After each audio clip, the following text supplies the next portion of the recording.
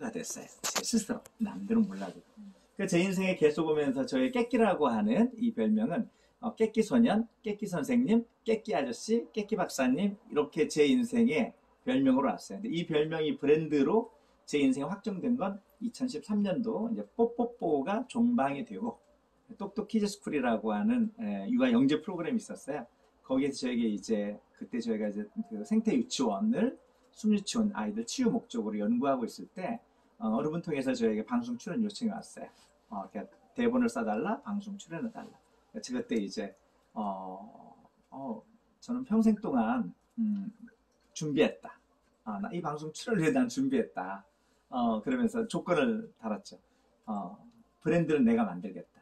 출연 컨셉도 내가 만들겠다. 그래서 거기에서 컨셉이 도와주세요 깨끼 박사님 하면은 제가 짠 하고 나타나서 아이들의 원하는 어떤 그 문제들 이제 그런데 보면 아이들이 몇 명 있고 뭐 탈수 인형이 있고 스토리 막 이야기하다가 와 친구들아 우리 깨끼 박사님께 도와달라고 하자 그러면 도와주세요 깨끼 박사님 하면은 갑자기 제가 짠 나타나서 친구들 안녕 하면서 이제 마술과 과학으로 아이들이 재밌게 이제 메시지를 정하는 이런 거였어요.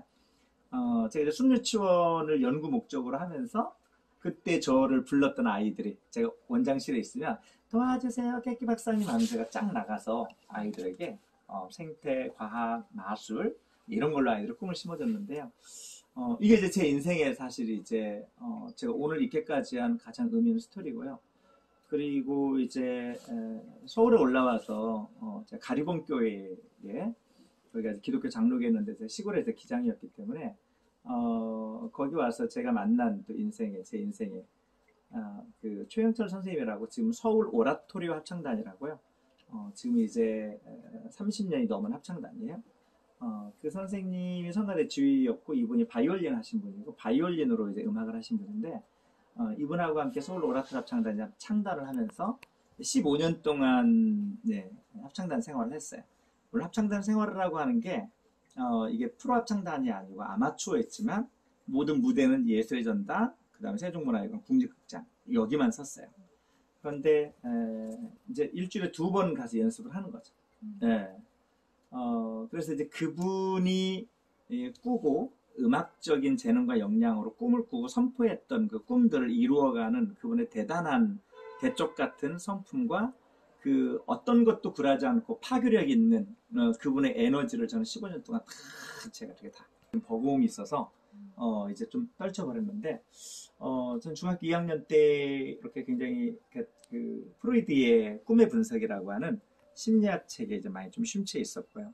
박주임 선생님에게 영향을 많이 받아서 과학이나 생각하는 훈련, 그다음 미래에 대한 것을 굉장히 많이 말씀해 주셨어요. 그 당시 77년도에 제가 초등학교 4학년 때 저희 선생님이 너희가 어른이 되면 전화기를 한 대씩 가지고 다닐 거야.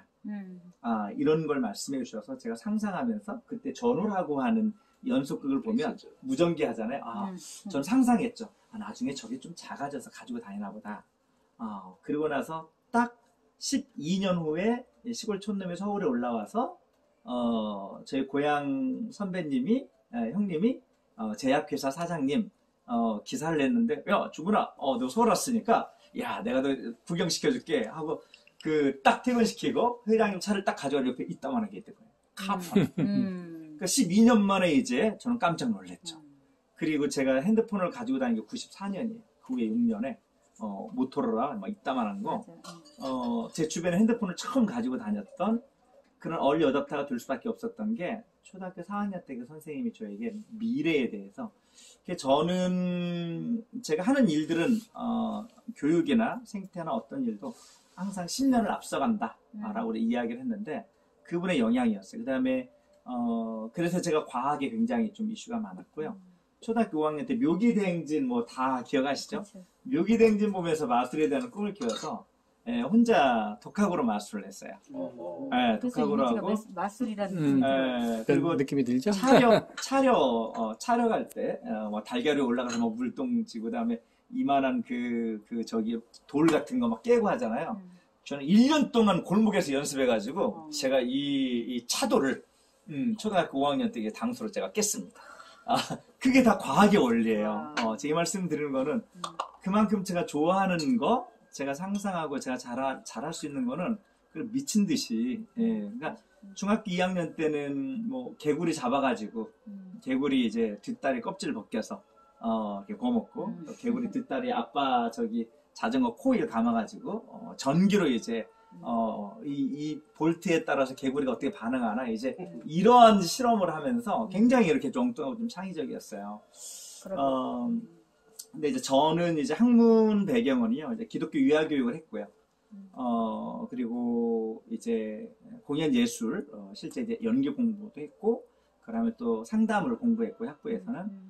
그리고 대학원에서는 이제 예술 심리 치료라고 해서, 이제 미술 치료, 무용 치료, 음악 치료 있죠. 근데 이제 제가 깊이 전공한 건 무용 동작이에요. 사람의 몸의 움직임과 마음의 통합. 그리고 이제 지금은 실천신학에서 그동안 연구한 걸 지금 이제 박사 논문으로 이제 쓰려고 공부하고 있고요.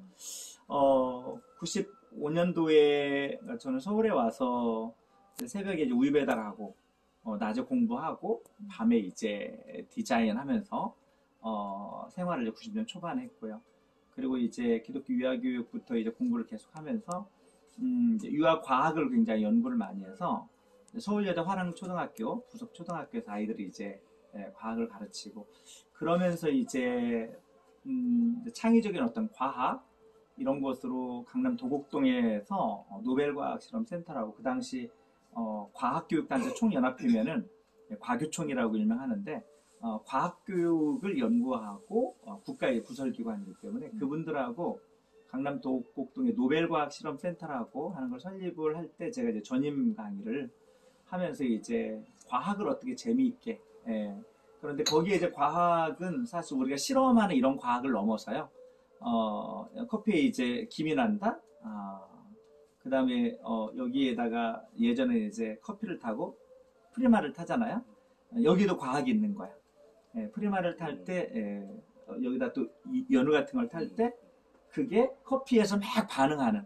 그러니까 제가 하는 생각하거나 이런 모든 것들은 굉장히 쪼개서 분석을 해요. 사람 마음도 쪼개고 실험의 현상도 쪼개고 사람의 행동도 쪼개서 그 원인이 어디에서부터 시작이 되는가.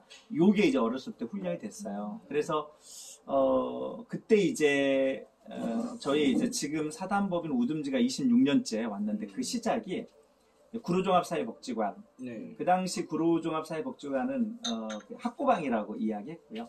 목사님들이 설교할 때도 많이 쓰는 거기에 구로에 사는 한 아이가 하나님 하면서 우리 집안의 현실을 화장실도 밖에 가야 이제 있고 이제 이런 데에 나오는 그 소재인데 거기 복지관에서 복지사들하고 여기 아이들을 위해서 우리가 어떻게 좀 유익한 일을 할까 해서 한 게 동요교실 운영을 하고 그 다음에 숲으로 방학에 데려가는 생태교실 운영하고 그리고 그때 유레카 학교라고 하는 걸 설립을 거기서 한 거예요. 우듬지 학교의 전시 유레카 학교인데 그래서 거기에 목표는 그거예요. 아이들을 과학교실과 생태교실을 하면서 아이들을 너무 좋게 만든 다음에 그 다음에 엄마들을 오게 하는 거예요. 거기 계신 엄마들은 전부 다 이제 술집에 다니시는 분이 대부분이고 그래서 이 엄마들을 어떻게 좀 교화시키고 자녀 양육을 할 것인가. 거기에서 한 2년을 하다가 이제 분당에 있는 저희 교육받은 원장님들이 분당에 있는 엄마들을 꼬셔서 저를 분당으로 스카우트 한 거예요. 유치원에 부모교육 갔는데 거기에 계신 그 유치원 원장님이 부모교육을 하고 나서 엄마들 몇 분을 이렇게 조그만 이거 반만한 이곳에 12분의 엄마를 모아놨어요. 그래 그 유치원 원장님이 이제 밑작업을 한 거죠. 저분은 내가 교육을 들었는데 저분은 굉장히 창의적이다. 이분을 내가 평생 교육 동지로 데려가고 싶은데 분당으로 끌고 와야 된다. 그때 이제 저는 이제 독산동에서 이제 신혼생활이었는데요. 그때 그 엄마들이 저에게 그때는 이제 제가 닉네임이 깨끼 선생님이었으니까 깨끼 선생님 1년에 한 다 오케이. 그래서 그때 이제 유레카학교 그 대한교육이 분당에서 또 다시 시작이 됐는데 그 학부모들이 6년을 저에게 맡겨줬어요. 그리고 그 아이들이 지금 6학년 때까지 졸업을 하고 중고등학교 계속 소통을 하면서 지금 1기 졸업생이 34살이에요. 예, 초등학교 2학년 때 판사 되겠다고 하는 녀석이 지금 목동에서 판사를 하고 있고, 예, 그 화가가 되겠다고 하는 녀석이 지금 화가를 하고 있고, 전 세계를 다니면서 공부사로 다니고, 그 뒤에 이제 이 아이들이 다 커서 지금 그렇게 하고 있어요. 근데, 저에게 가장 힘들 때 힘이 드는 것은, 그 아이들이 자기를 멋지게 살아가는 거죠. 근데 저는 그 아이들에게 항상 이런 꿈을 이야기했어요. 초등학교 2학년, 3학년 때, 우리 구호를 하나 만들었어요. 항상 하마 아이들 항상 생각하고 꿈을 갖자. 우리도 꿈을 꾸자. 큰 꿈을 꾸자. 2020년 우리는 무엇을 하고 있을까? 미래는 준비하는 사람의 것입니다. 지금도 그 제자들한테 전화 오면 제가 항상 하면은 이걸 다 하고 통화를 합니다. 그런데 그때 그 아이들하고 계속 가평에 그 약속의 섬이라고 하는 곳에 캠프를 왔고, 저는 그 아이들을 위해서 제 정말 20대를 헌신하고 30대를 헌신을 하고, 그러면서 이제 그 위에 이제 상설 대안학교를 저희가 꿈을 꿨는데, 아마 성남의 분당의 이유학교라고 있죠. 예. 예, 그 학교가 98, 99, 2000 준비하고 설립되는 과정을 제가 보면서 제가 그걸 느꼈어요. 이쪽에서 상설 대안학교는 경제인이거나 돈이 있는 경제인이거나 사회에 저명한 정치인이 끼지 않으면 힘들겠다. 왜냐면 그 당시에 거기에 강지원 변호사가 굉장히 주축이 돼서 했기 때문에 그래서 그때 저희가 이제 머리샘 학교라는 이름까지 다 했는데 홍천에 이제 학교 부지도 계속 알아보고 있었어요.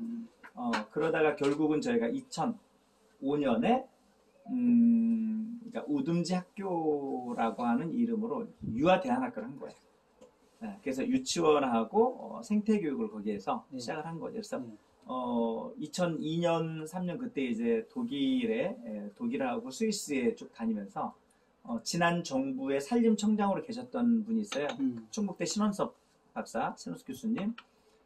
이분이 이제 그때부터 저하고 교류를 하면서 독일하고 스위스 다니면서 그분은 노인들에 대한 숲치유 힐링 쪽을 연구했고, 그 당시에. 저는 이제 유아동 청소년들의 과학과 창의성을 숲에서 어떻게 끌어내고 이 아이들의 정서를 회복할 것인가. 그 연구로 이제 그때 숲을 다녔는데, 거기에서 나투어슐레라고 하는 나투어슐렌, 그러니까 네이처 스쿨이에요. 근데 스위스의 나투어슐렌이라고 쭈리히에 그런 프로그램을 운영하는 곳에서 엄청나게 인사이트를 받았어요.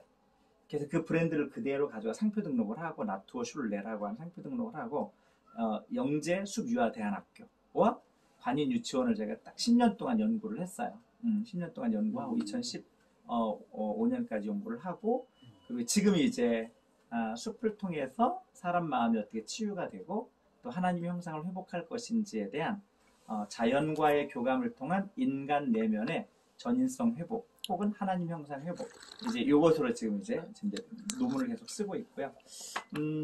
저는 저의 이제 밑에 이제 배경은 그래요. 저희 아내가 저에게 다른 건 잘 인정 안 해줘요. 근데 저에게 몇 년 전에 저에게 당신은 사람에 대한 관심은 누구하고도 비교할 수 없다. 그리고 왜곡되지 않게 사람을 바라보지 않느냐. 저는 실제 그래요. 어떤 아이를 만나도 어떤 문제아를 만나도 저는 그 아이의 숨어있는 가치를 찾아내려고 노력하지 제 왜 이래 이러지 않아요. 그게 이제 우듬지 철학에 녹아 있어요. 나뭇가지의 끝 가지를 일컫는 순 우리말인 그 우듬지는 옛날 어른들이, 저는 들었어요. 할머니가 며느리를 혼내요. 며느리가 손주를 막 혼낼 때 할머니가, 야 며느라가 너 왜 우리 손주 우둥지 꺾니? 왜 커가는 아이 길을 꺾니? 이 얘기예요. 그래서 이걸 가만히 보니까 나뭇가지 끝이 싹이 언제 나요? 라고 물어보면 언제라고 말씀하세요? 봄. 그렇죠, 봄이라고. 네. 아주 쉬운 거니까. 또 답이 다른 거 있나? 지금 막 굴리고 있어요. 네, 자, 나뭇가지 끝에 나무 잎은 언제? 나뭇잎 가을. 가을에 싹이 나요? 네, 우리 회장님. 네, 봄이었어요. 네, 대부분 다 봄이라고 얘기하죠. 그런데 아까 제가 저의 성향에 대해서 얘기했죠. 저는 어려서부터 쪼개보는, 쪼개 디테일하게. 사실은 봄이 아니라 자기의 때죠. 타이밍이죠. 이제 그 얘기는 똑같이 나무가 있지만 양지냐 음지에 따라서 그늘이냐에 따라 달라지죠. 남부지만 북부지만. 그래서 저희 우듬지 철학이 있어요. 그건 뭐냐면 사실 지금 가을에 나무잎을 떨궈내잖아요. 그리고 몇 주 지나고 산에 가면은 아무것도 없지만 룻배 아시죠? 생태하니까 룻배 가지고 보면 나무 겨울눈에 나무 잎이 겹겹이 다 이미 준비되어 있어요. 이미 다 준비되어 있어요. 그런데 제가 분당에서 경험한 많은 엄마들이 실수하죠. 영어 유치원을 엄청 보냈어요. 15년 전 이때. 근데 남들은 막 하는데 이제 우리 애가 너는 왜 옆집에는 잘하는데 근데 이 5살, 6살, 7살 이 전주잡기에 있는 아이들이 그걸 두고 어떻게 해요? 귀를 막아버리죠. 정서적으로 다치게 되죠. 그런데 이 다친 아이들을 다시 키우기는 너무 힘들어요. 그걸 제가 여기에 비유하는데 싹을 안 피운다고 송곳을 가지고 겨울눈을 칼 가지고 겨울을 해집는 거예요. 이게 이 아이들의 트라우마가 되죠. 그런데 거기에서 건강한 잎이 나올까요? 해지는데 안 나죠. 잎이 찢어진 잎이 나오고 깨진 잎이 나오죠. 그런데 그걸 어떻게 해야 된다? 기다려줘야 된다. 사람마다 때가 다르기 때문에 그럼 기다리는 건 뭐예요? 따뜻한 햇빛, 부모의 사랑이죠. 적절한 바람과 양분들. 이거는 집안의 분위기와 집안의 엄마 아빠의 기도와 그럼 뭐가 필요해요? 무조건 믿어야 돼요. 너는 잘 될 거야. 너는 잘 될 놈이야. 너는 지금 좀 늦는 거지. 너는 잘 될 거야. 기다려주고 기대하고 기도하는 거죠. 그래서 우듬지 철학은 그 사람을 있는 그대로 믿어라. 기대해라. 잘 될 거라고. 기다려줘라. 그리고 기도해라. 그러면 스스로 발현하는 내적 에너지가 자기 효능감이 되어서 스스로 할 수 있는 힘이 되어서 그가 충분히 그걸 할 수 있다. 이게 이제 우듬지 철학이에요. 그러니까 제가 20년 연구하면서 제가 찾은 게 결국 우듬지 철학이에요. 이 철학을 가지고 저는 이제 모든 거에 이제 접목을 해요. 아까 제가 이제 전공했던 게 이제 뭐 유아교육, 뭐 과학, 뭐 생태, 또 공연 예술, 저는 이제 모자 벗고 이제 머리 풀고 하얀 옷을 입으면, 뭐 몇 년 전까지 계속 저희 이제 분당 지구촌교회에서 이제 예수님 역할만 도맡아 예수님 전문 배우기도 합니다. 그리고 영성 프로그램 가면 항상 하얀 옷 입고 이렇게 십자가 지고 그런데 그게 이제 연기로서가 아니라 저는 이제 크리스찬이에요. 그러다 보니까 연기로서가 아니라 그냥 저의 삶의 고백이에요. 그냥 그래서 예수님처럼 지는 게 아니라 내가 예수님 같으면 어떤 마음을 품었을까? 예수님의 마음을 품기를 원하는 기도를 하면 정말 이 십자가를 지고 싶지 않았을 테고 피하고 싶었고 그때 이제 온 몸과 마음에 힘이 빠지면서 펄펄 눈물을 흘리면서 예수님의 역할을 하기도 합니다. 이제 저의 어떤 배경이래요. 그런데 제 인생에 저는 굉장히 지금 좀 자유로운 사람 같죠? 저는 20대에 이렇게 넥타이에 단벌 양복에 구두 신고 항상 15도 보고 이게 제 걸음 거예요. 동네 사람들은 항상 저를 보면 바늘로 찔러도 피가 안 나올 사람, 굉장히 젠틀하고 틀에 갇힌 사람이에요. 우리 선생님은 굉장히 자유롭잖아요. 근데 저는 그러지 못했어요. 그런데 저에게 2003년에 제가 흉추 12번 골절되는 사고가 있었는데 그런데 3개월 진단이 나왔어요. 근데 병원에 갈 수가 없는 거예요. 7월 둘째 주에 진단이 나왔는데 왜? 7월 넷째 주에 아이들을 데리고 일본 캠프를 가야 돼요. 아까 그 아이들, 그 1기, 2기 아이들, 일본 캠프를 일주일을 다녀야 돼요. 그 다음 주에는 선생님들, 유치원 선생님들 데리고 또 일주일 캠프를 가야 돼요. 그 다음 주에는 또 초등학교 아이들 80명 차 2대를 데리고 또 캠프를 가야 돼요. 근데 제가 없으면 할 수가 없잖아요. 제가 기획한 건데. 아까 이제 혼자 날밤 새면서 하는 거죠. 너무너무 공감이 돼요. 그걸 다 버텨내기 쉽지 않잖아요. 근데 혼자 기획하고 해야 빨리 속도감이 있지. 저도 그때 그렇게 살아왔어요. 그러니까 제가 없으면 이거 할 수가 없기 때문에 제가 없으면 시간표가 안 돌아가요. 월, 화, 수, 목, 금 오전에는 경기권에 유치원 가서 연구 수업하고 오후에는 대안학교 수업해야 되고 화요일, 목요일은 서울 합창단 연습하고 수요일은 아카데미 해야 되고 금요일은 교재 만들어서 날밤 새서 토요일날 전국 유치원 선생님들 강의하고 주일날은 일어나자마자 역곡 가서 성가대 지휘를 또 10년 넘게 했으니까 미친 스케줄을 한 거죠. 그런데 그냥 복대 12번 골절인데 복대 2개를 하고 이걸 다 버텨냈어요. 행사를 다 했어요. 그러고 나서 행사 딱 끝나고 나서 이제 그때 병원에 입원했어요. 그런데 제가 병원에 입원했는데 세상이 돌아가는 거예요. 제가 강의 나갔던데 아무 일 없이 그냥 다 굴러가는 거예요. 교회 성가대도 10년 넘게는 다 굴러가고요. 그때 제가 멘붕이 왔어요. 제가 아니면 세상은 안 돌아갈 거라고 생각했는데 세상이 너무 잘 돌아가는 거예요.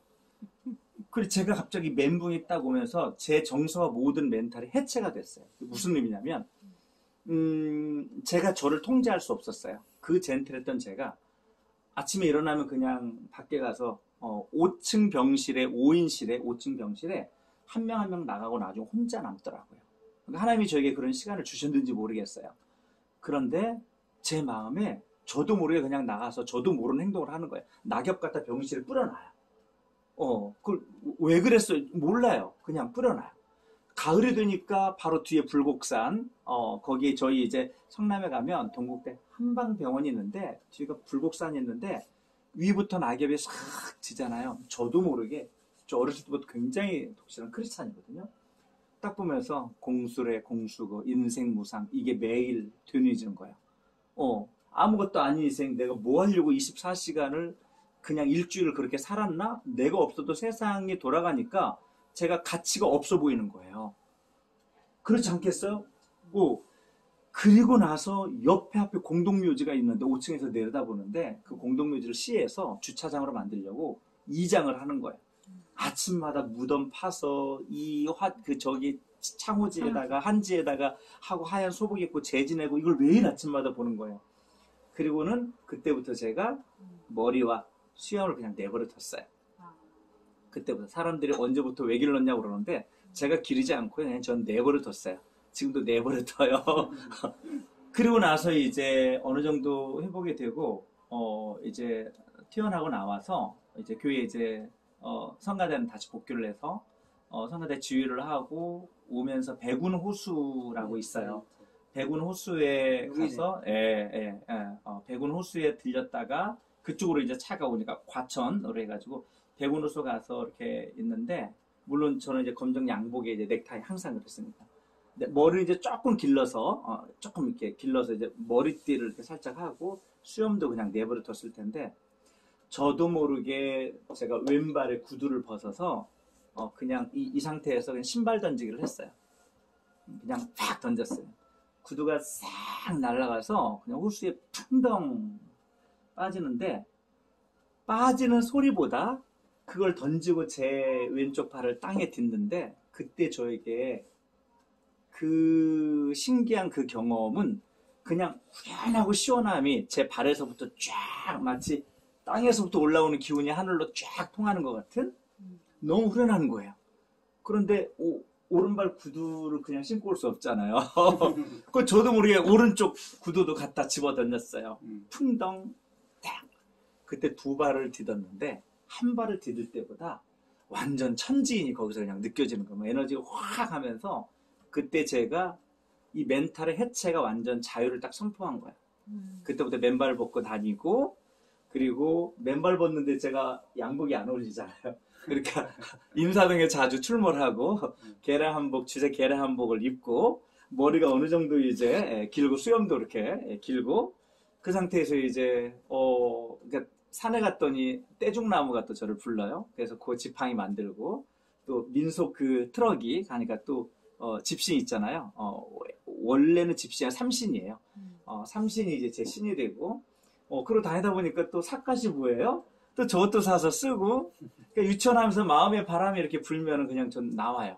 선생님들이 공감쌤 있고 하니까 유치원 시작할 때 저는 이렇게 수염이 한 뼘을 길고 머리 묶고 있으니까 사람들이 학부모들이 거기 우둥지 나투슐레 가면 거기 원장님이 관상을 봐. 그렇게 소문이 났어요. 왜냐하면 교육의 전문가니까 엄마들이 뭐 얘기하면은 그냥 벌써 딱 보이죠. 아이가 뭐가 문제인지. 그러니까 관상을 본다고 소문이 날 정도. 그러니까 제가 그 당시만 해도 벌써 10년 가까이 이제 깨끼 선생님이라는 브랜드로 분당에 있었는데 사실 저를 스카웃 해왔던 분들이 알고 보니까 다 판사, 변호사, 한양대 교수님, 그리고 교육부의 평생교육원 원장 지냈던 박사님, 그러니까 이름 되면 알만한 분들이 다 그 학부모들이었어요. 근데 저는 그런 거 따지지도 않고 했는데 나중에 보니까 그러더라고요. 그러니까 분당에서 제 브랜드가 있는데 마음이 이제 딱 하면은 삿갓 쓰고 밤에 나와요. 원장실에서 집시 신고 그리고 남부터미널 가서 표를 삽니다. 그리고 그 차를 타고 가요. 남부터미널에 차는 보통 어디로 가는지 아세요? 보통 남도로 가요. 그때부터 이제 삿갓 여행을 합니다. 그 삿갓 여행이 뭐 한 달 동안 계속 하는 게 아니라 며칠씩 하다 또 좀 잠잠하면 또 와서 또 제자리 지키다가 또 바람 불면 또 가서 홍천으로 가고 강원도로 가고 막 합니다. 근데 그때 저는 나를 찾아 떠난다는 나를 찾아 떠난 여행이라는 마음으로 갔는데 거기서 제가 너무 많은 걸 배웠어요. 세상에 많은 사람들이 새롭게 보이기 시작했어요. 삿갓을 쓰면 이러니까 얼굴이 보이지 않아요. 그런데 살짝 들면 얼굴이 보일 듯 말 듯. 그러니까 대부분 이 하체 바지나 신발이나 이 다리 걷는 품새를 보고 그 사람을 목소리를 듣고 그 사람을 이제 알아차려야 돼요. 그리고 삿갓 여행을 하다 보면 재미난 일이 많아요. 돌을 가르쳐 달라고 따라오시는 분도 있고요. 한 번은 몽돌 해수욕장까지 어떤 처자가 따라왔어요. 그러니까 따라와서 집신을 탁탁 털고 돌 하나를 집어서 바다에다 탁 던졌어요. 그러니까 풍덩. 그때 이제 풍덩 하면서 제가 그분에게 물어봤어요. 옆에 있는 처자에게. 무엇이 보이요? 삿갓 쓰고 이렇게 가면은요, 말이 그렇게 나올 수밖에 없어요. 무엇이 보여요? 그렇게 이제 이야기를 시작했는데, 그분의 이야기를 이제 끝없이 이제 들어줍니다. 그러면서 너무나 아픈 사연들을 너무 많이 만나면서, 제가 지금까지 저의 꿈과 목표와 깨끼소년이라는 애칭으로 7가지 꿈을 향해서 저만을 위해서 살았는데, 세상의 소리가 들리고 세상의 아픔이 들리고 세상의 외로움과 힘듦이 저에게 보이기 시작하는 거예요. 그러면서 세상이 이렇구나. 그때 저에게 완전한 자유 속에서 세상 사람들의 그 아픔들이 너무 많이 찾아왔어요. 거기에서 인사이트가 참 많았는데 한 번은 이제 부산에 이제 해운대에 이제 지하철을 타고 해운대를 가려고 지하철 앞에 딱 서 있는데 어느 분이 이러는 거예요. 허허, 어느 산에서 왔소? 그럼 제가 또 뭐라고 해요? 산이랄 게 뭐 있어? 오가는 곳이 모두 제 산이지요. 호호 해서 화두가 이렇게 시작이 되는데, 뭐 산에 가서 절밥도 많이 얻어먹고, 스님들하고도 이제, 제가 크리스찬이라는 얘기 굳이 말할 필요 없죠. 스님들하고도 이제 썰을 많이 풀고 그랬는데, 그걸 통해서 저는 세상의 좀 다양한 모습들을, 어떤 분은 제가, 아유, 깨끼 박사님 도가 트셨네요 라고 이야기하는데 근데 그게 2013년도까지 10년의 자유 시간이 있었어요. 그리고 2013년도에 이제 아주 젠틀과 아주 자유로움이 2013년도에 저는 이제 그때 이제 무용 동작치로 예술 심리치로 이제 대학원을 공부하고 있었기 때문에 그때 제 자아가 통합이 되었어요. 이게 이해가 되실지 모르겠어요. 저의 굉장히 젠틀함과 저의 굉장히 열려있는 게 통합이 되어서 또 제가 상담을 공부했기 때문에 저 슈퍼바이저 선생님하고 제 마음 작업을 하면서 제가 무엇에 발목이 잡히고 마음에 어디에 걸려서 정말 제가 꼬꾸라지고 이런 제가 마음의 힘이 약한 부분을 파악을 하고 그러면 통합된 저의 모습으로 호주에 가서 3개월 동안 어려운 가족들을 제가 상담해주고 부부 상담 이런 걸 하고 와서 그때 바로 이제 MBC 그러니까 저의 고백은 저희 크리스찬이기 때문에 신앙의 고백은 저희 이런 삶을 통해서 하나님이 선물로 주신 게 저희 방송 활동이다. 그래서 도와주세요 깨끼 박사님으로서 제가 온전히 하나님과 연합하는 저로서 딱 세워지고 그리고 이제 그 이후에 이제 유치원을 정리하고 또 할 수 있어 연구소라는 이름으로 이제 또 많은 사람들 세상 사람들을 만나고 그들에게 또 강의하고 그리고 또 휴먼 브랜드 포럼이라고 하는 거기 또 이사장 요청을 해서 사람들을 도와주는데 브랜드를 만들어줘야 되겠다. 이분들이 가지고 있는 강점들을 상담과 심리학과 이런 모든 것에 엑기스를 다 뽑아서 이분이 제일 잘하고 좋아하고 할 수 있는 것을 인생 사명서를 써서 브랜드를 만들어주는 이제 그런 이제 또 일들을 쭉 하면서 그러다가 이제 또 이제 좀 신학을 하면서 이제 또 마을 공동체도 관심을 갖게 된 거예요. 제가 지금 하는 그 실천 신학에서 강조하는 것은 하나님 나라 목표예요. 혹시 종교도 네 다 기독교네. 네네네네. 하나님 나라 목회인데, 거기에서 제가 많은 목사님들하고 함께 공부를 하면서 느끼는 게 뭐냐면, 목사님들의 다음 목회에 대안이 없어요. 코로나와 함께 큰 교회에서 부목사님들 다 내보내면은, 2명 내보내면 1명이 누구를 쓸까요? 젊은 영상 사역자를 씁니다. 영상이 중요해졌기 때문에. 그럼 40 후반 50대, 그 부목사님들은 갈 데가 없어요. 그럼 개척을 해야 되는데, 예전과 지금의 개척이 달라졌어요. 지금은 개척에서 되지 않아요. 10년, 15년 전까지만 해도 큰 교회 있으면은 사람들 모였는데 지금은 안 돼요. 그러면 이제 어떤 목표를 해야 되냐? 마을 목표를 해야 돼요.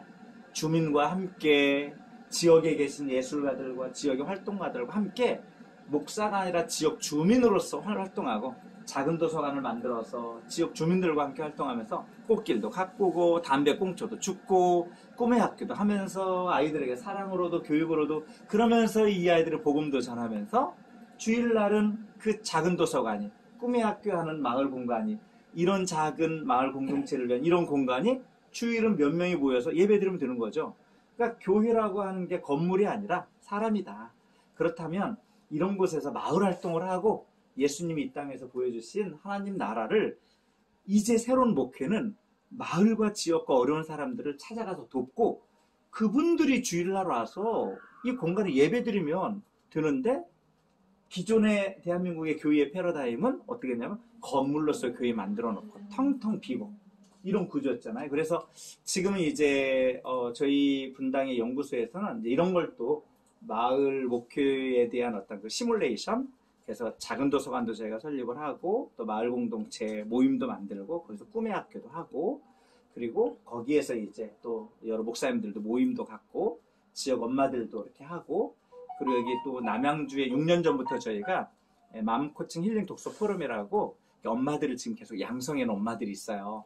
그래서 또 남양주에도, 광명에도, 또 분당에도, 이제 하남에도 아는 목사님들하고 좀 네트워크를 또 갖고, 또 제가 집은 의정부이기 때문에 의정부에도 지금 또 그런 걸, 그래서 이 거점으로 이렇게 하려고 하고 있고, 그다음에 제가 또 청년 멘토링 포럼이라고 해서 지금 청년들만, 지금 저희가 성장시킨 아이들이 지금 뭐 34살이고 20대 후반이기 때문에 얘네들하고 청년 멘토링 포럼이라고 이 모임을 지금 만들어서 경기도 청년 사업도 하고, 그리고 이제 저희가 모든 것은 다 자원봉사 시스템으로 움직이기 때문에 이 청년들하고 엄마들이 저희 행사하면은 그냥 하루 전날 사람 필요하다 하면 20-30명은 그냥 확 모이는 구조로 만들어 놨기 때문에 너무 감사하죠. 그래서 이 청년들에게 이제는 이번에 이제 김포에 또 청년 프로젝트가 있어서 저희 청년 포럼 대표하고, 야, 이제 김포에 또 청년 모임을 만들고, 남양주도 만들고, 하남에도 만들고, 경기권에 청년 모임을 다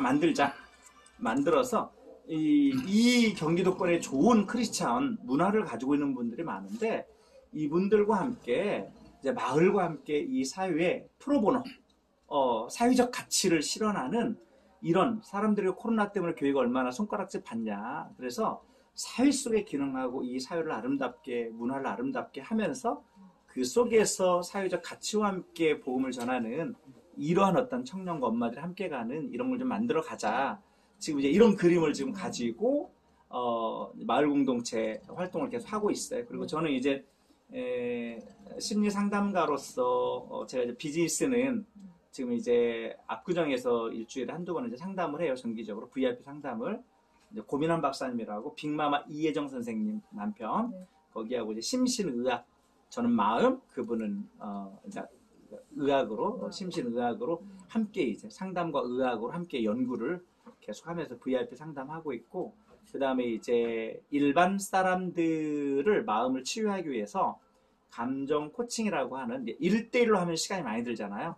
그래서 이제 전국에 이제 줌으로 들어와서 10명씩 기수별로 2시간 8번 해서 이분들이 이제 집단 상담 형태로 줌으로 감정 코칭을 해요. 그러니까 힐링하는 거예요. 그래서 거기에서 이분들이 줌인데 이게 가능할까? 그런데 거기서 함께 울고 서로 격려하고 응원하고 치유가 일어나는 역사들이 거기서 일어나고 있거든요. 그래서 이제 매달 10명씩 이렇게 양성하는 걸 목표로 또 줌으로 또 새로운 또 문화를 만들고 있고요.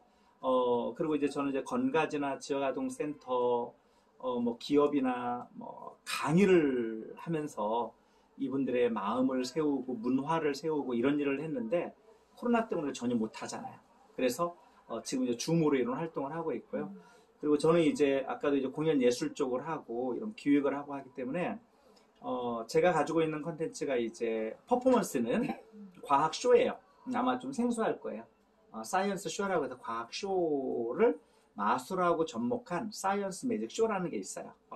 이런 쇼를 공연으로 만들어서 뭐 지구는 내 친구 이런 공연을 만들어서 지역아동센터나 이런 곳에서 공연도 하고요. 그 다음에 공모 사업을 받아서 또 공연도 하고 또 문화예술 기획도 하고 또 그런 사람들을 양성하는 이런 것도 하고 그래서 아까 이제 우리 아까 우리 그 장익수 대표님이 여러 가지 우물을 팠다고 그러는데 저도 이제 좀 융합형 인간이에요. 그래서 많은 강사들이 융합형 인재를 소개할 때 저를 모델로 해서 이제 강의로 깨끼 박사라고 하는 분이 융합형 인간이야라고 4차 산업혁명 이제 이후에 이제 그런 그림을 그리는 분도 계신데 저는 이제 이런 복잡한 얘기를 했지만 다시 정리하면은 사람에 관심이 많아요. 그리고 그 사람이 가지고 있는 숨어 있는 가치가 뭔지 그리고 그걸 끌어서 어떻게 발현시킬 것인가 그리고 그것들이 모여서 또 하나님 나라 목표를 위해서 어떻게 사용되어질 것인가 사람을 세우고 마을을 세우고 그리고 이 사회를 세우는 거 하나님 나라 가치 거기에 저희 모든 사명이 있습니다. 저희 인생 사명으로 제 이야기를 좀 정리하겠습니다. 나 고중군의 인생 사명은 성서적 가치관과 하나님이 주신 자연을 통해 연구, 강의, 집필, 코칭, 상담, 예술, 심리치료, 공연을 통해 내면이 건강한 유아, 아동, 청소년, 청년 그리고 준비된 교사, 학부모 그리고 지역사회를 세우는 것이다. 저의 인생 사명입니다. 이상입니다. 숨도 안 쉬고 들어서 감사합니다. 우듬지 고중군 소장님, 너무나 정말 남양주를 방문해서 감사하고 또 작은 수동굴을 방문해서 너무 감사합니다. 오늘 참 좋은 말씀을 들었는데 네. 그중에서 묻고 싶은 게 좀 있는데요. 네네네. 아까 말씀 중에서 참 그 좋은 선생님 만났는데 7가지 꿈 중에서 네. 몇 가지 꿈을 이루었고 안 이룬 꿈에 대해서는 뭐가 있는지 한번 말씀해 주실 수 있겠습니까? 7가지 꿈. 네. 선생님 했고요. 네. 선생님 꿈 이뤘고 하나. 네. 일단 학교 현장에서 아이들 가르쳤고 그다음에 네, 마술은 독학으로 하고 지금 마술도 이뤘고 네, 한국 마술학교 이사로 있으면서 마술 그 다음에 또 뭐였죠? 세 번째가 네, 유치원원장 꿈 이뤘고 네 번째가 선생님 과학자 과학자도 이제 교육과학의 연구 발표를 계속 하면서 그쪽도 꿈을 5번째 교사, 과학자, 마술사, 유치원원장, 상담가 상담가 상담가도 꿈을 이루었고요. 마지막 한 개 또 뭐가 있습니까? 그 다음에 2개인데요. 하나는 이제 페스탈로시 같은 사람인데요. 페스탈로시는 스위스의 교육 철학자예요. 예. 제가 이제 계속해서 10년 전부터 선포했던 게 2022년 자연적 교육 개론서를 영어로 출판해서 전 세계 100대 대학 도서관에 보낸다. 근데 이제 내년 이제 2022년이거든요. 근데 그게 이제 조금 한두 해 미뤄질 수도 있는데 지금 쓰는 논문하고 그리고 이제 창제사에서 저기 요청한 생태과학 교육의 이론과 실제 그게 2개 묶여지면 자연적 교육 개론서가 될 것 같아요. 그러니까 저희는 20세기의 자연주의 철학자 교육을 받았지만 21세기의 자연은 확 바뀌는 이 시대에서 자연을 다시 새롭게 해석해야 된다. 그래서 이제 그걸 가지고 저는 이제 교육 철학자로 남는 게 저의 사실 미션이에요. 제가 기독교 위아교육에서부터 그런 꿈이 있었기 때문에 그건 지금 이제 계속 그걸 향해서 가고 있고 마지막 이제 목사는 제가 이제 계속해서 기도를 하고 왔지만 지금 이제 신학을 하면서 보니까 이거는 제가 아내에게 공을 던졌어요. 이거는 인생 후반전이지만 이 사역은 아내와 함께 해야 되고 아내의 기도가 절대로 필요한데 하나님 이거 응답은 아내를 통해서 해주세요. 그러나 굳이 저에게 기름 부음을 주지 않아도 저는 이미 사역을 하고 있습니다. 하지만 저에게 기름을 부어주신다면 저는 꼭 2가지를 하고 싶어요. 하나는 그 말씀 전하는 게 이제 어떤 그 목사의 물론 외국은 그냥 일반 사람들도 영성 있으면 전하기도 하지만 한국 문화에서는 대화식 설교를 하고 싶다. 이 시대에 청소년과 청년들에게 일방적인 게 아니라 대화를 통해서 하나님을 만날 수 있는 대화식 설교하고 싶은 거. 그 다음에 자연에서 예배드리는 자연물을 가지고 하나님을 찬양하고 자연물을 통해서 하나님을 만나는 그런 자연 예술 예배. 그래서 마지막 그거는 저희 아내에게 토스했습니다. 네, 이상입니다. 한 가지가 더 있습니다. 네. 요새 또 박사학위 공부를 하는 걸 알고 있는데 어떠한 과정에 지금 박사학위를 준비하고 계십니까? 지금 제가 이제 평생 연구한 게 결국은 하나님 주신 자연. 제가 20대 초반에 기독교 유아교육을 하면서 코메니우스라는 학자가 있는데 이분이 이제 자연에서 하나님의 형상을 회복한다라고 하는 이 한 줄의 글귀를 제가 그때 이게 저에게는 굉장히 강력했어요. 그러니까 제가 살아온 삶이 결국은 그걸 잡고 온 것 같아요. 그래서 지금 이제 그동안 평생 연구한 아까 자연적 교육 개론서의 핵심 내용이 결국 그거예요. 유치원 했던 것도 순유치원 했던 것도 하나님이 스위스나 독일을 보내줬던 것도 하나님이 주신 자연을 통해서 그러니까 유아교육의 그러니까 드브리시라고 하는 학자가 뭐라고 썼냐면 야 너희들 자연으로 나가봐. 자연의 소리를 가만히 듣고 있어봐. 바람을 느껴봐. 그러면 너희가 하나님의 창조 질서에 참여한다는 걸 느낄 거야. 이게 저에게 또 두 번째 저에게 도전이었어요. 그래서 아이들이 숲에서 자연에서 아이들이 이 왜곡된 정서를 회복하는 것. 그리고 10년 동안 연구하면서 정말 상처가 많은 아이들이 실제 숲 유치원을 통해서 엄청나게 회복이 되었어요. 숲에 그냥 가는 것만이 아니라 교사가 그와 함께 동행해주고 역할이거든요. 역할의 중요성.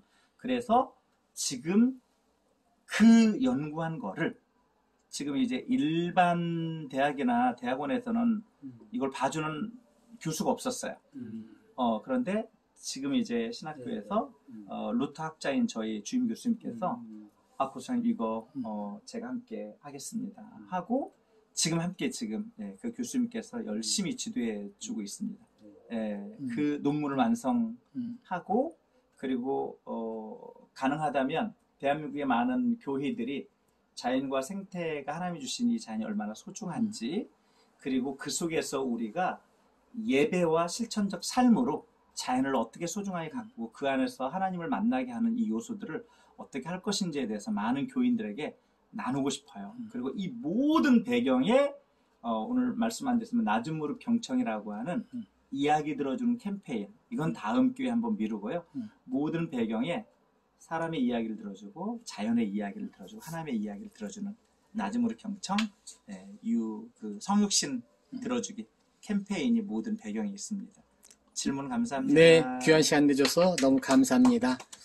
장익수 교수님, 자, 오늘 전혀 계획도 없이 이렇게 또 우dum지, 소장님은 제가 무대 강연에 들었고, 또한 또 마술도 큰 무대에서만 보다가 이렇게 또 가까운 자리에서 정말 과거 어릴 때 선생님의 만남, 모든 그 스토리를 들었나. 오늘 대화를 통해서 만난 분들이 다 여기 만났구나 이런 생각을 갖게 됐거든요.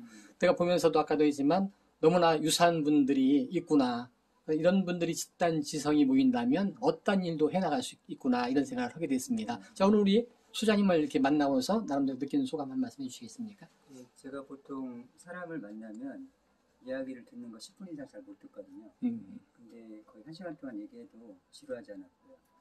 그 다음에 그 살아온 배경이나 생각하는 영역이 좀 비슷한 영역이 너무 많이 겹쳐가지고 이제 슈퍼인간 2명이 좀 만났다. 그다음에 이제 한 명 더 이제 슈퍼인간 그리고 그다음에 셋, 넷, 그다음에 5, 6, 7명. 원래 세븐이잖아요. 럭키 세븐. 세븐 7개의 n 나눔 n스도 7가지 의미를 가지고 있는데 7명이 뜻을 합하면요 세상의 모든 걸 다 바꿀 수 있다.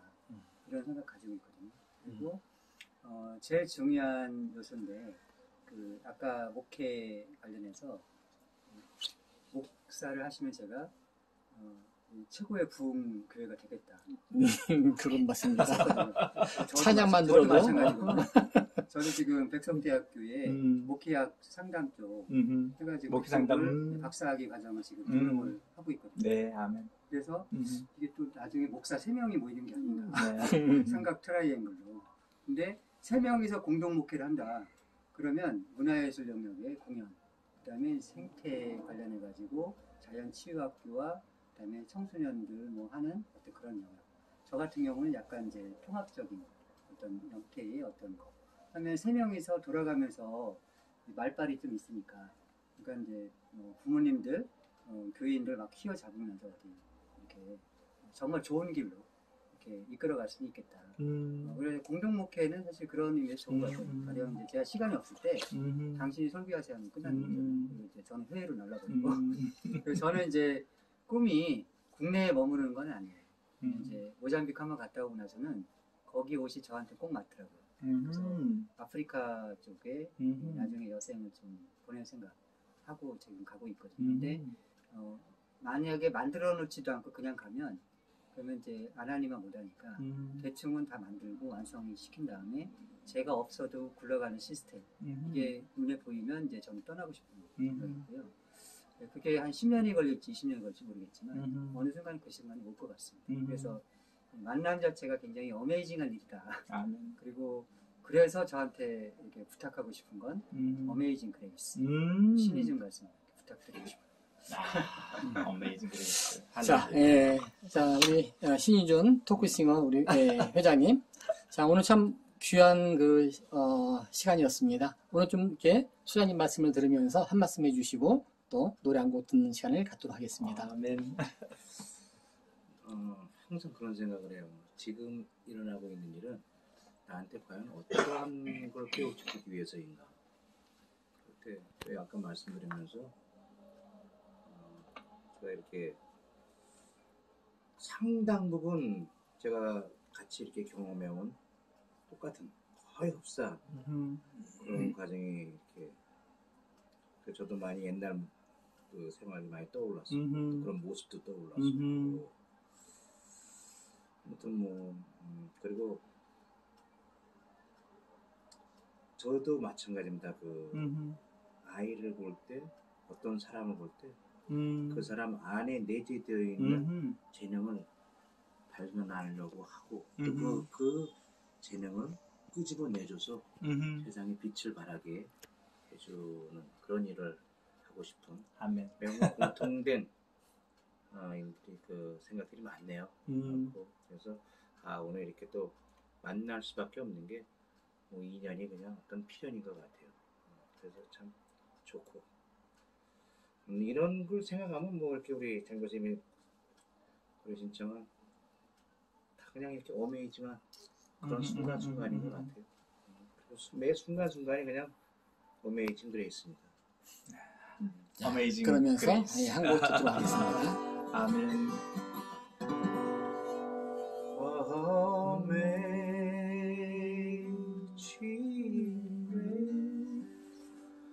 How sweet the sound they save the wretch like me. I was lost, but now I'm found. Was blind, but now I see.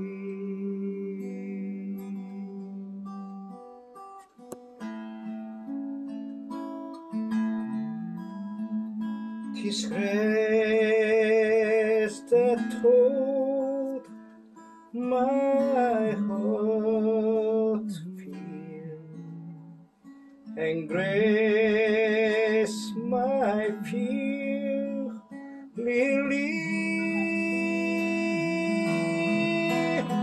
How precious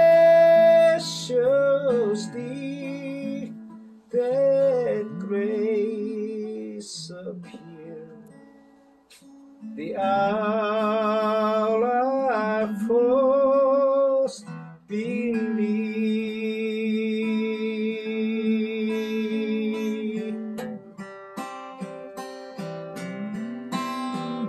Through many dangers, toils and snares, we have already come. This grace that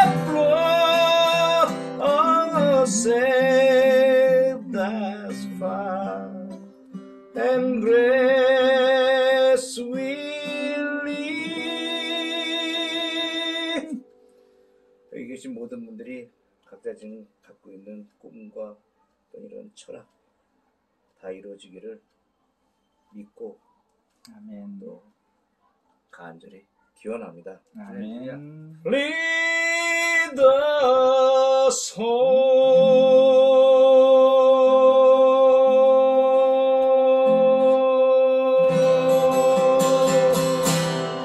예, 감사합니다.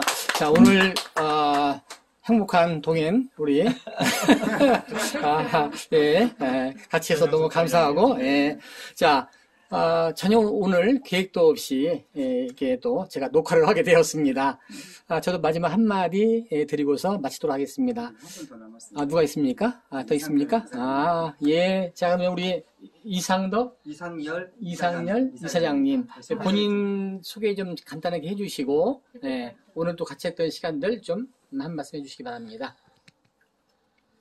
그냥 갑자기 뭐 일하고 있는데 잠깐만 오시라고 해갖고 특별에 왔는데 너무 주옥 같은 강의를 들어서 가슴이 뜁니다 지금. 또 더불어 또 좋은 음악까지 들려주셔서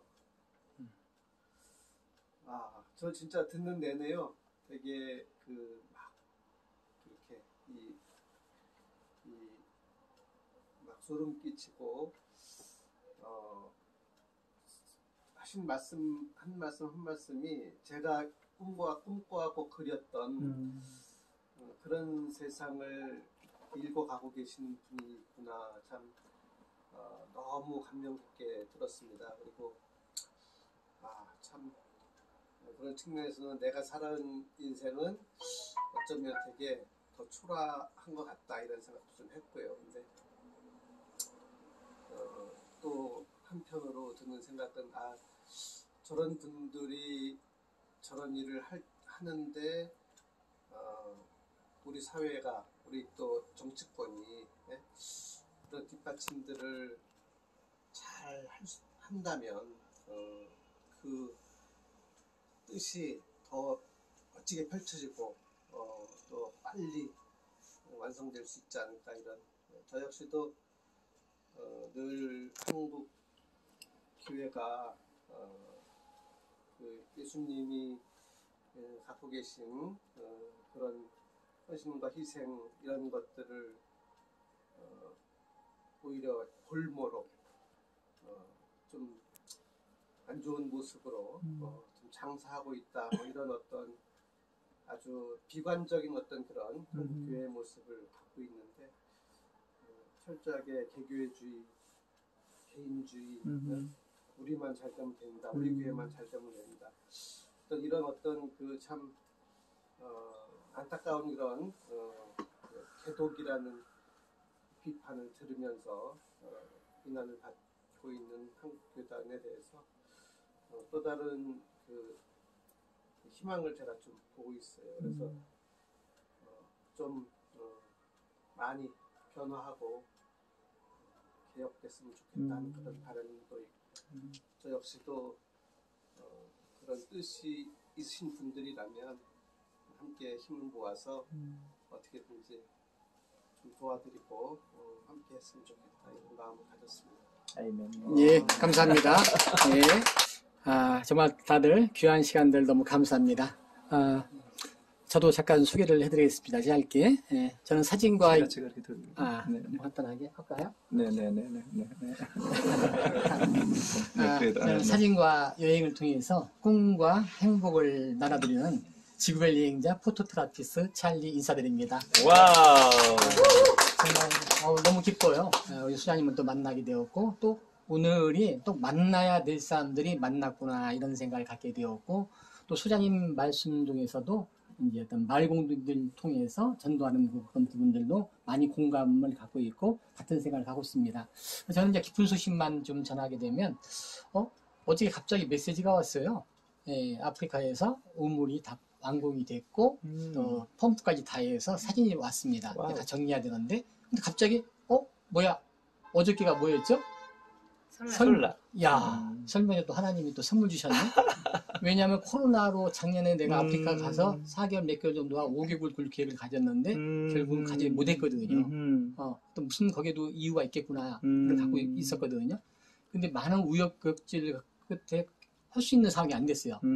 돈은 이미 다 했는데도 불구하고 1,000만 원 이상을 갖다가 모금하면 모금법이 현재법이 바뀐다고 해서 다시 돌려줘 버렸어요. 그러다 보니까 다시 그 회수가 안 되더라고요. 그래서 방법이 없어서 70% 해주고 외상으로 우물을 팠습니다. 아이고야. 근데 다행인 것이 그 아프리카에 있는 목사님이고 사모님은 한국 사람이에요. 그래서 우리가 안 빼먹죠. 네, 그래서 이제 완공이 됐으니까 이제 30%만 이제 우리가 준비해서 이제 갚으면 되고, 그래서 이제 참 어저께 너무나 기뻤고, 좀 2년 전 돌아가다 보니까 그때 그 역시도 이루 말할 수 어렵게 인도에서 고생을 해가지고서 막 경찰서 끌려가는 과정들 별의별 다 있었거든요. 근데 그때도 결국은 못 파고 왔습니다. 왜? 너무 사기를 치려고 하고 마을 주민이 일어나가지고 석유로 다 불질러 버리겠다고 인도에 사를 갖다 해가지고 그걸 날리고 엄청난 큰 일들, 제가 영화에서 볼 수 있는 그런 일을 겪고 왔는데, 기관사 왔고 모든 것을 거기에 각서타에서 이름하고 왔거든요. 근데 딱 기가 막히게 2달 후에 저하고 약속했던 우간다에 있는 말로 하면 구청장님이 약속을 지켰고, 그때가 뭐냐면 또 추석날이야, 또 명절날. 추석날에 우물이 파졌던 걸 보니까 눈물이 나더라고요. 어제도 얼마나 행복했는지 모르겠고, 또 이제 정말 우리 장희수 교수님과 만남도 안지는 꽤 오래있지만은 또 이제 모잠비크에 가서 또 활동할 때, 또 적시에 또 왔을 때, 이렇게 또 커피 바리스타 모임이 됐고, 또 이 코로나가 너무 고마워요. 코로나가 없으면 다시 우리가 이런 모임이 됐을까? 뭔가 이것은 분명히 우리 모임의 뜻이 있는 것 같고, 정말 우리 소장님께서 10년 전에 그 모든 것을 꿈을 이뤘잖아요. 제자들을 꾼 것처럼 저도 꿈 하나가 그거거든요. 2039의 꿈을 외치고 다닙니다. 2030년까지 내가 늘 TV만 보면 안타까운 것이 왜 이 땅에도 이 굶주림 문제가 해결되지 않는가. 우리와 모든 사람들이 최소한 2010년 후까지는 이 땅의 지구상의 바꿈 문제만큼은 우리 선에서 해결을 해야겠다. 이런 것을 실천을 갖다 지금 하고 있습니다. 그래서 이제 천사 애니멀 팜, 그 다음에 프루츠 팜, 동물농장, 그 다음에 과일농장, 그 다음에 이제 여러 가지 또 프로젝트를 갖다 준비를 하면서 우리 또 이제 늘 했어요. 우리 셋이서. 야, 우리 코로나 끝나면 우리 아프리카도 가고, 이제는 우리가 중요한 것은 2030년대는 정말 이 맨파워 갖고서 우리 수장도 왔으니까 한국의 지도가 아니라 세계의 지도자를 낼 수 있는 것을 우리 기성대자가 해 나가자. 그런 것을 갖고 더 오늘 이렇게 수장님이 함께함으로써 너무 좀 기쁘고 꼭 이룰 수 있다고 저는 반드시 믿고 함께 한번 이런 시간 가지는 너무 감사드립니다. 자, 감사합니다. 네.